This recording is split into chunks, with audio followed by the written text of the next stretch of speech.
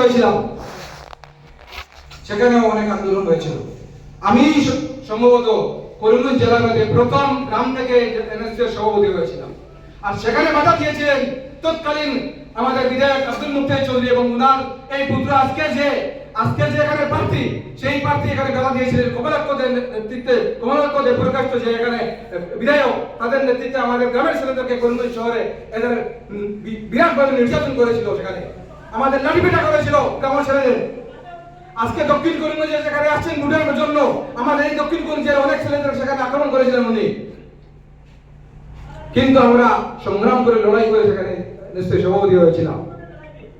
এজন্য আমরা সময় আসবে এই ধরনের প্রশাসন থেকে যারা আজকে শহরে বসে আমাদেরকে নেতৃত্ব দিতে চায়, আমাদেরকে শোষিত করতে চায়, তাদের জমিদারি আমাদের মধ্যে প্রয়োগ করতে চায়, সেটা আমরা কখনো মেনে নেব না। আমরা দক্ষিণ করিমগঞ্জ কোনো অবস্থায় সেটা মেনে নেব না। আমাদের সবাইকে মেনে নিতে হবে।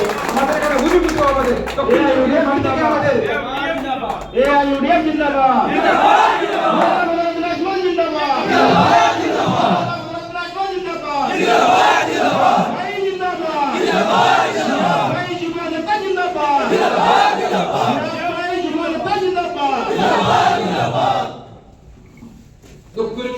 দক্ষিণ করিমগঞ্জের মাটি থেকে, দক্ষিণ করিমগঞ্জের মায়ের পেটে থেকে দক্ষিণ করিমগঞ্জের বিদায় করতে হবে। আমাদের এখানে 2,86,000 ভোট আছে, সেখান থেকে কি কোনো উপযুক্ত লোক নেই?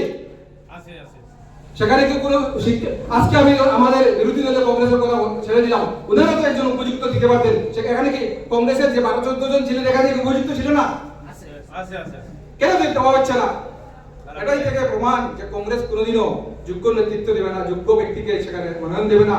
যারা আজকে উচ্ছেদ হচ্ছে, আসামে বিভিন্ন জায়গায় হচ্ছে, আমাদের করিমগঞ্জ জেলার বিভিন্ন জায়গায় উচ্ছেদ হচ্ছে, কিন্তু একজন বিধায়কও কংগ্রেসের সেখানে প্রতিবাদ করছে না। তার কারণ হচ্ছে কংগ্রেসের যদি সংখ্যালঘুর স্বার্থে কোনো বিধায়ক কথা বলতে হয়, তাহলে প্রদেশ কংগ্রেসের পারমিশন নিতে হবে, গৌরবের পারমিশন নিতে হবে।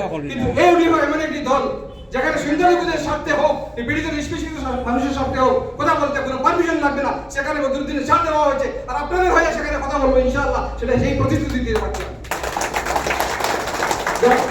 সভা দীর্ঘায়িত হচ্ছে, তেরামের সময় আমি সবাইকে ধন্যবাদ জানিয়ে আগামী দিনের জন্য সবাই একজন এখানে যারা উপস্থিত আছেন, আপনারা একজন এক গ্রামের এবং এক বুথের এক জীবীর একজন কর্মী হিসেবে, এক সৈনিক হিসেবে, এক সিংহ পুরুষ হিসেবে আপনারা সেখানে ম্যাডামের কাজ করার জন্য, আর আপনাদের